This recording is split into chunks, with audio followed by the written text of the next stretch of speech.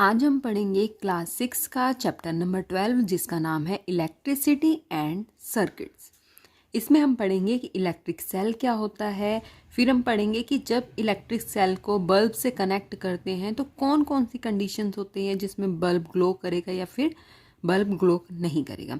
फिर हम पढ़ेंगे इलेक्ट्रिक सर्किट क्या होता है, इलेक्ट्रिक स्विच क्या होता है, इलेक्ट्रिक कंडक्टर और इंसुलेटर्स क्या होते हैं। सबसे पहले हम पढ़ेंगे कि इलेक्ट्रिक सेल क्या होते हैं। देखो, electric cell has a metal cap on one side and metal disc on other side.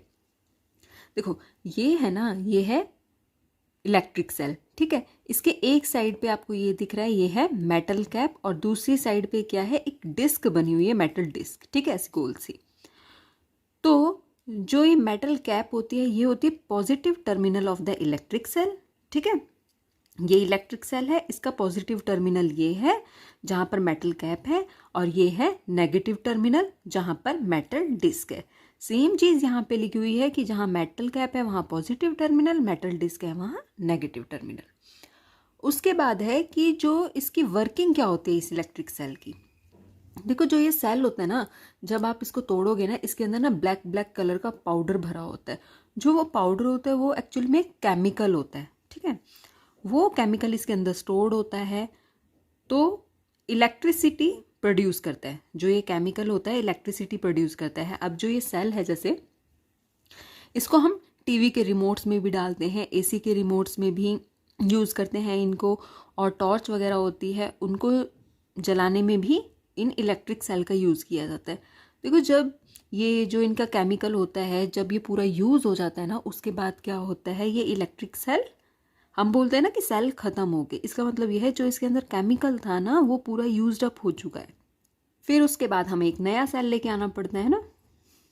अब यहाँ हम देखेंगे कि अगर एक बल्ब को इलेक्ट्रिक सेल से कनेक्ट किया जाए, ठीक है, डिफरेंट डिफरेंट तरीके से, तो क्या बल्ब जलेगा या नहीं जलेगा, क्या सिचुएशन रहेगी। अब ये देखो, ये है इलेक्ट्रिक सेल, ठीक है। तो ये पॉजिटिव टर्मिनल है तो हम इसको ऐसे रख देते हैं, और नीचे है डिस्क। यहाँ से हम एक वायर, ठीक है, वायर लेंगे, और वायर को हम यहाँ से कनेक्ट करके दूसरी वायर को यहाँ से कनेक्ट करके और बल्ब में हम जोड़ देंगे। अब क्या होता है, जो बल्ब होता है ना, बल्ब में भी दो पॉइंट होते हैं, ठीक है। वहाँ पर एक तार को एक पॉइंट से जोड़ा जाता है, दूसरे तार को दूसरे पॉइंट से जोड़ा जाता है। अगर इस तरह का सर्किट रहता है कि इलेक्ट्रिक सेल को बल्ब के दोनों पॉइंट से एक एक वायर से जोड़ दिया जाता है तो बल्ब क्या चलेगा, ठीक है। उसके बाद अगर हम देखें कि इलेक्ट्रिक सेल है, उसको एक वायर यहाँ ऐसे है, दूसरी वायर यहाँ ऐसे है, लेकिन यहाँ हमने क्या किया था कि बल्ब से पहले कोई वायर नहीं लगाया था। अब हम यहाँ क्या करेंगे कि जो बल्ब है ना, उसके जो दो पॉइंट हमने बताए थे वहाँ से भी एक एक वायर ऐसे लगा देंगे, ठीक है। तो अब इन पॉइंट्स को हमने, जो बल्ब की वायर थी दोनों और जो इलेक्ट्रिक सेल की वायर थी, इनको हमने जोड़ दिया। तो अब क्या बल्ब जलेगा, बल्ब भी जलेगा, ठीक है।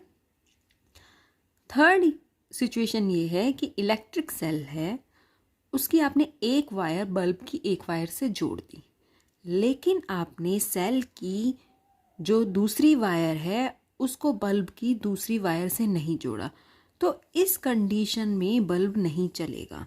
क्यों नहीं चलेगा, क्योंकि जो सर्किट है ना वो कंप्लीट नहीं है, यहाँ पे सर्किट जुड़ा हुआ नहीं है, ठीक है। देखो अब एक कंडीशन हम ये देखते हैं कि इलेक्ट्रिक सेल है, उसकी जो पॉजिटिव टर्मिनल पे जो वायर है उसको ऐसे ही छोड़ दिया, ठीक है, लेकिन जो नेगेटिव टर्मिनल था उसके वायर को हमने क्या किया, बल्ब के एक वायर से जोड़ दिया, और बल्ब का जो दूसरा वायर था उसको हमने डायरेक्ट जोड़ दिया नेगेटिव टर्मिनल से, सेल के नेगेटिव टर्मिनल से जोड़ दिया। अब इस कंडीशन में बल्ब भी नहीं चलेगा। क्यों नहीं चलेगा, क्योंकि क्या होता है, कंडीशन हमेशा ये अप्लाई करती है कि इलेक्ट्रिक सेल के दोनों टर्मिनल, यानी कि पॉजिटिव टर्मिनल और नेगेटिव टर्मिनल, और बल्ब के भी जो दो पॉइंट्स होते हैं ना जहाँ से वायर जोड़े जाते हैं, वो उन सबको आपस में मिला के सर्किट बना होना चाहिए। ऐसा नहीं है कि सिर्फ नेगेटिव टर्मिनल पे दोनों वायर लग के तो चल जाएगा, ठीक है। अब हम यहाँ पर फिफ्थ कंडीशन देखेंगे। इसमें क्या है कि इलेक्ट्रिक सेल है, इसके दो टर्मिनल हैं, ये आप सभी को पता है, पॉजिटिव और नेगेटिव। देखो क्या होता है, मान लीजिए बल्ब में दो पॉइंट है,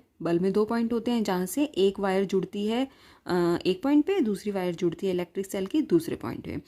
मान लीजिए आपने जो पॉजिटिव टर्मिनल से वायर जुड़ी हुई है वो आपने सेकंड पॉइंट से जोड़ दी जो सेकंड वायर थी उससे जोड़ दी बल्ब के, और जो नेगेटिव टर्मिनल पे वायर थी इलेक्ट्रिक सेल के वो फर्स्ट पॉइंट से जोड़ दी। तो क्या बल्ब चलेगा, ग्लो करेगा? हाँ, ऑब्वियस सी बात है करेगा, क्योंकि जो टर्मिनल है, जो सर्किट है ना, वो कंप्लीट सर्किट है। नेक्स्ट हम बात करेंगे कि बल्ब की स्ट्रक्चर क्या होती है और बल्ब की वर्किंग क्या होती है। ठीक है, ये आपको दिख रही है, ये बल्ब की स्ट्रक्चर है। इसमें क्या होता है, ग्लास बल्ब होता है। एक बल्ब का आपने देखा ना, बाहर ग्लास कांच लगा होता है वो। उसके बाद बीच में आपने एक ऐसी स्ट्रक्चर देखी होगी, कॉइल्ड स्ट्रक्चर देखी होगी, बिल्कुल बारीक सी होती है, उसे बोलते हैं टंगस्टन फिलामेंट। साइड में उसके होते हैं सपोर्ट वायर, फिर सपोर्ट वायर के नीचे साइड में होते हैं लेड वायर, डमेट वायर होते हैं, स्टेम होती है और कैप होती है।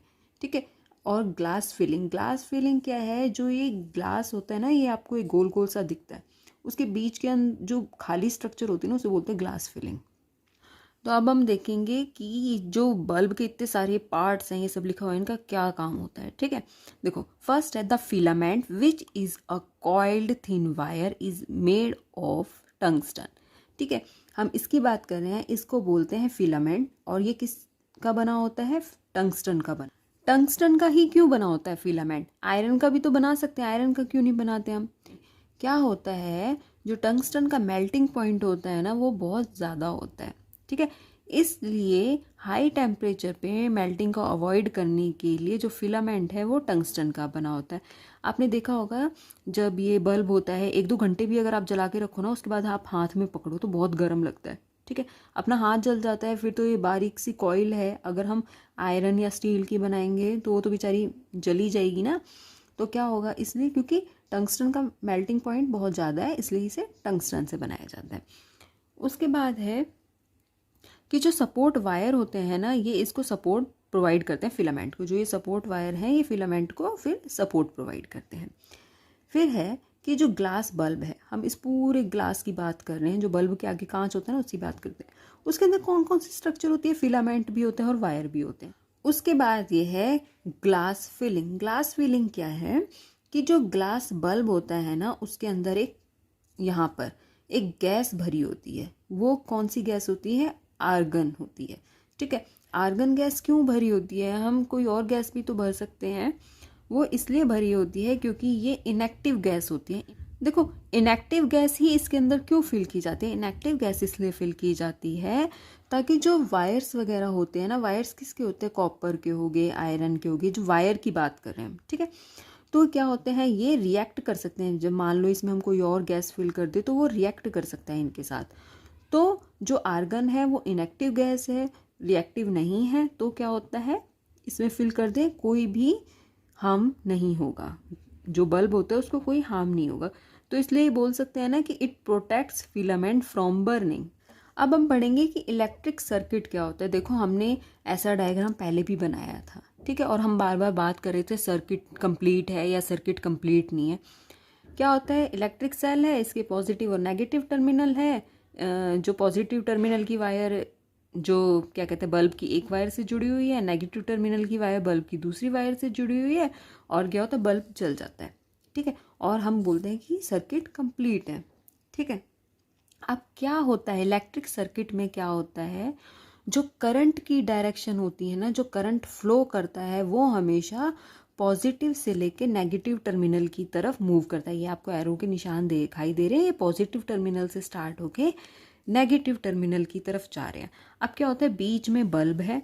ठीक है, बल्ब है, और ये मतलब सही बल्ब है, ऐसा नहीं है कि फ्यूज बल्ब नहीं है। ठीक है, तो क्या होगा, बल्ब का अपना खुद का भी एक सर्किट है। आपने देखा था ना अभी कि इसमें फिलामेंट्स वगैरह लगे होते हैं, सपोर्टिंग वायर होती है, लेड वायर होती है।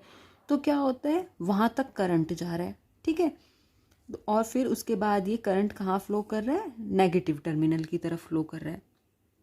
तो ये होता है इलेक्ट्रिक सर्किट। और मान लीजिए अगर बल्ब फ्यूज़ है, ठीक है, मान लीजिए बल्ब फ्यूज़ है, लेकिन हमारा सर्किट कंप्लीट है, हमने वायर बिल्कुल सही जोड़े हैं, लेकिन हमारा बल्ब फ्यूज़ है, तो उस केस में क्या होगा कि जो बल्ब है ना, ये चलेगा नहीं। ठीक है, ये चलेगा नहीं, क्योंकि क्या होता है, बल्ब फ्यूज़ कब होगा, या तो फिलामेंट इसका टूट गया हो, ठीक है, या फिर मान लीजिए इसका कोई सपोर्टिंग वायर टूट गई हो, उस केस में बल्ब फ्यूज़ हो सकता है। लेकिन जब मान लो बल्ब का खुद का ही सर्किट कंप्लीट नहीं होगा तो फिर बल्ब के अंदर जो करंट है वो फ्लो नहीं करेगा और बल्ब नहीं जलेगा।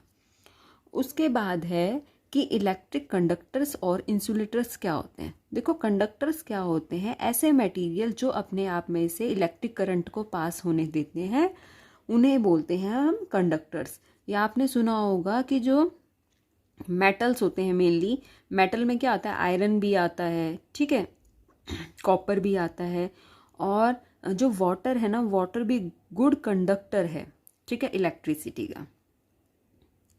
और आपको यहाँ एक बात बता दें, जो ह्यूमन है ना, ह्यूमन भी गुड कंडक्टर है, क्योंकि हमें भी तो करंट लगता है ना।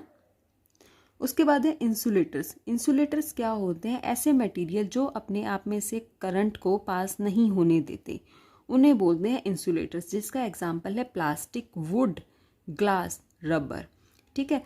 आपने देखा है कि जो वायर्स होते हैं ना आपके घर में, उनके ऊपर रबड़ की कोटिंग होती है, ठीक है, प्लास्टिक की कोटिंग होती है। वो इसीलिए होती है ताकि आपको करंट ना लगे,